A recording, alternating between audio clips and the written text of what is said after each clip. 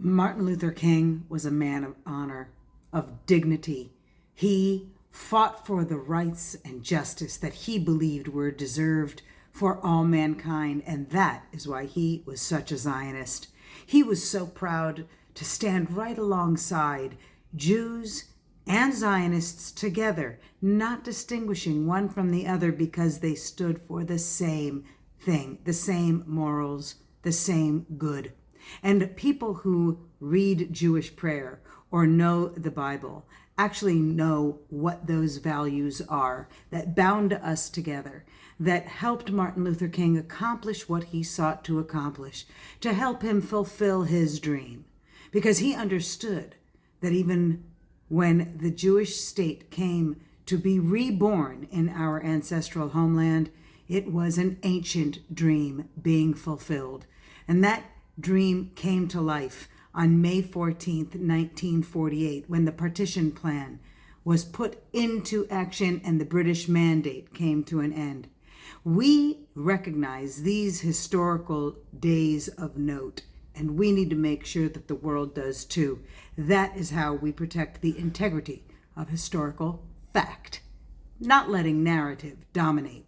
So let us stand together with Martin Luther King and with every other leader from Cyrus of Persia as we watch the Iranian people scream for their freedom, be murdered for their freedom, for true freedom.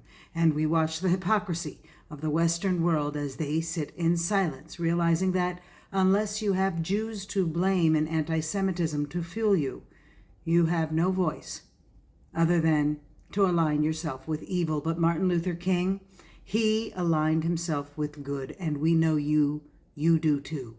So you can do more this Martin Luther King Day, and you can stand up against all those teachers who are trying to brainwash the masses by doing a teach-in for Palestine in honor of Martin Luther King. You use your voice. You tell them what Martin Luther King believed in and why, and who stood by his side. Why he evaded what was already then known as the Muslim Brotherhood. How much more of the extremism has come to light today, but it existed already back then. And still Martin Luther King, his values, they stood with the people of Israel. You today, and our children and grandchildren tomorrow and in the future, everyone must know that the declaration made on May 14th matters this year and every year.